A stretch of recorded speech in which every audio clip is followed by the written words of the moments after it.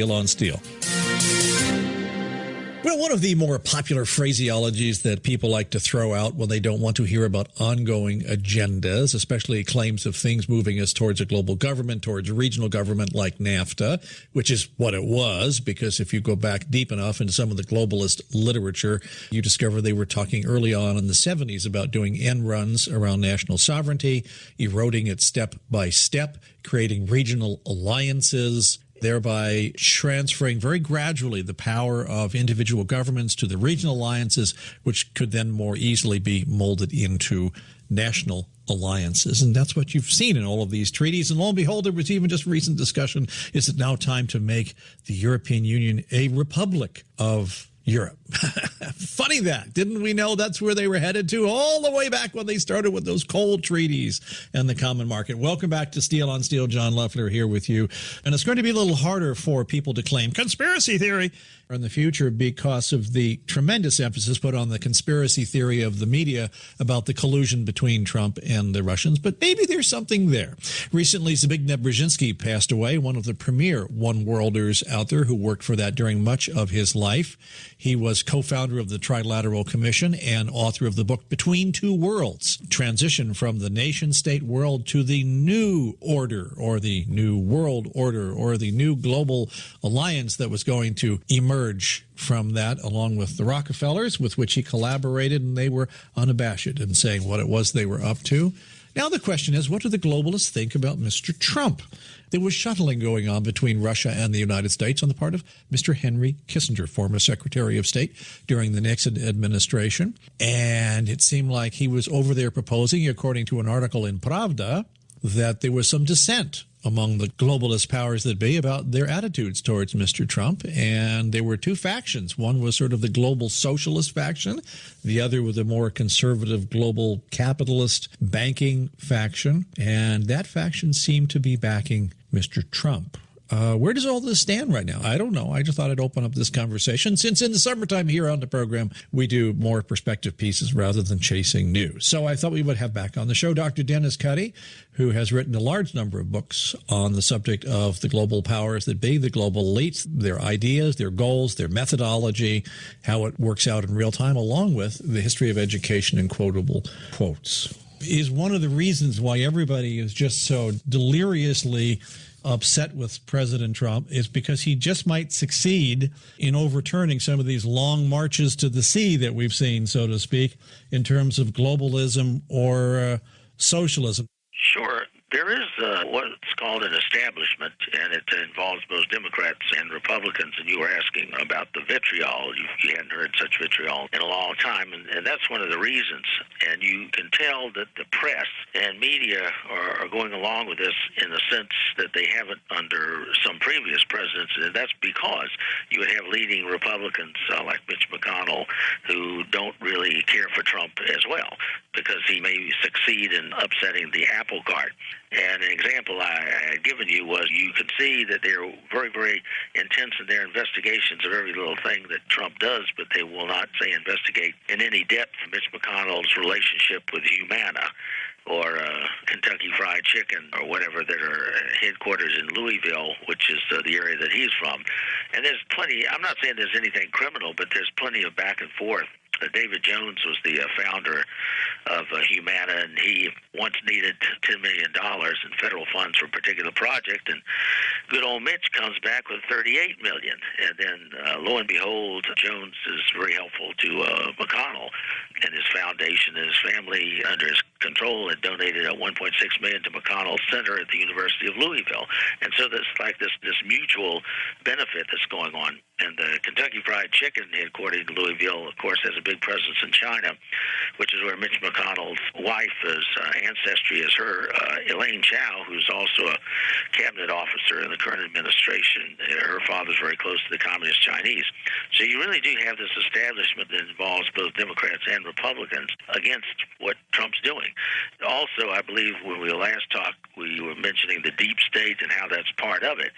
And what happens there is that a lot of people think when Congress passes a law that's it. That's what gets enforced. But it's really not. What happens is if it's a law involving commerce or transportation, it goes to the departments where they draft the rules and regulations there, which are the enforcement mechanism. That's what's actually enforced, not the general wording of the law itself. And the deep state involves political appointees, and this is regardless of party. Democrats and Republicans both do it. Just before they leave office, or even, a year or two into it, they'll convert a lot of political appointees into civil servants, because then it's harder to get rid of them. You have to go through a whole review process to get rid of a civil servant. But if it's just a political appointee, you can say goodbye and lots of luck.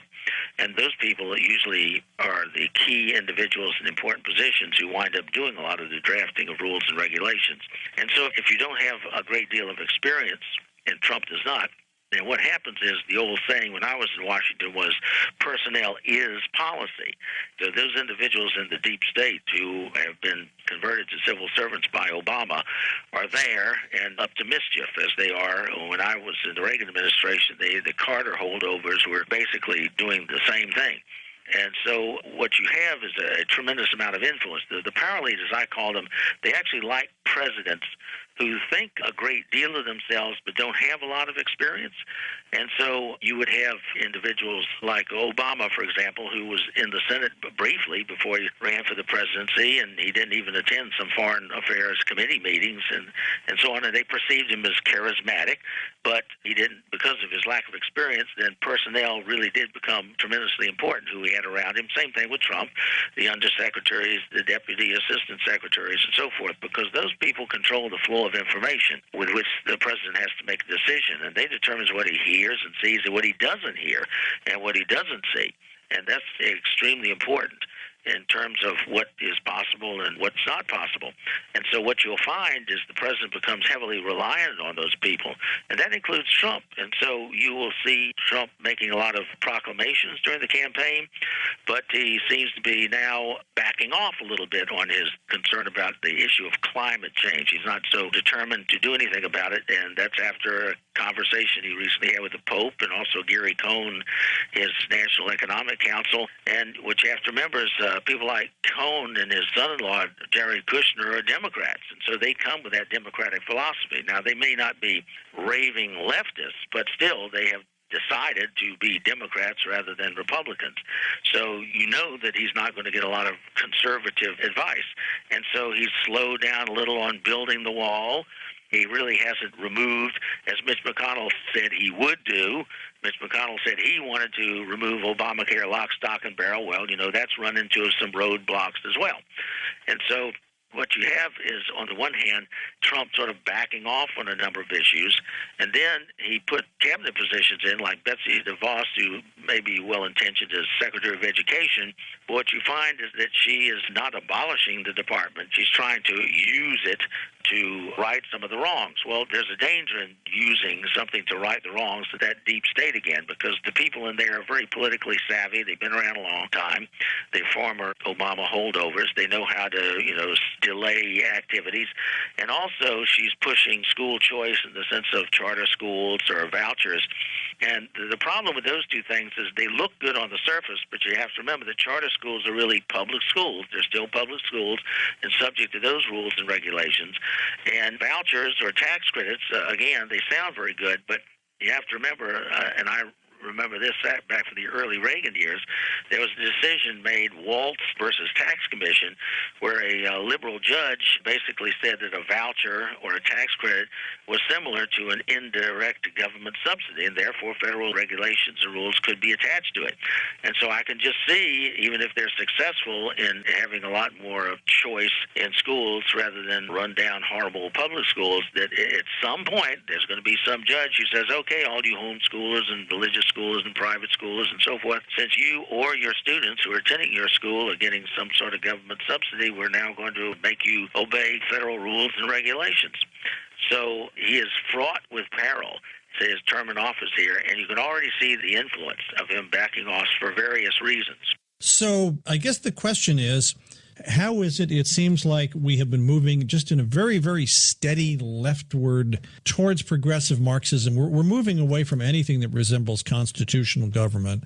very slowly. We're just cashing it in brick by brick, despite opposition. People put other officials into office. Okay, we need to stop this. We need to move back to where we need to be.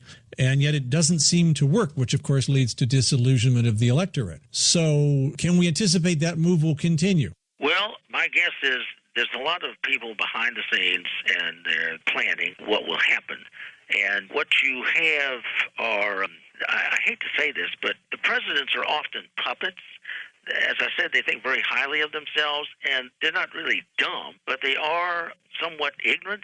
For example, somebody was playing a quote from Donald Trump where he was saying to the reporter, he said, "I thought the job of presidency would be easier than my previous job." Well, now, why would he think that? Plus, he seems to be trying to run the presidency like his own corporation. And he actually was telling the Russian ambassador after he fired Comey, as head of the FBI, that, okay, now this will take the heat off of the investigation. Well, why would he say that? It only, fueled the investigation. There's a great deal of inexperience there. And Obama was, to a large extent, the same way. And now he was very charismatic. Trump can be, in his own way, charismatic. Reagan was sort of charismatic, the grandfatherly figure. Bill Clinton used to look you right in the eye, and you thought he was only talking to you. So the populace is, unfortunately, often making decisions and voting for people on that basis. And that's one of the reasons Hillary lost. You really couldn't see Hillary as one of us, one of the people, sort of putting the old foot up on the rail of the fence on the farm and talking to the farmer. She just didn't have that aura about her. So she didn't have that connection with the public. So what will probably happen is Trump will push in the direction to fulfill his campaign promises. They'll be delayed and delayed because he doesn't really have true believers all around him. I have said in the past that, according to the plan, by the end of next year, there'll be some global economic crisis, and that can put a roadblock in the way of anything. So what you'll have is the furtherance of this plan.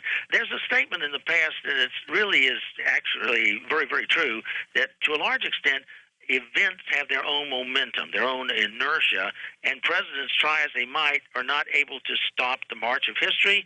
And according to the plan, as H.G. Wells said, it will speed up. As it comes to its final fulfillment, as Alice Bailey said, the World Federation of Nations will be taking rapid shape by 2025, and she said that back in the 1930s.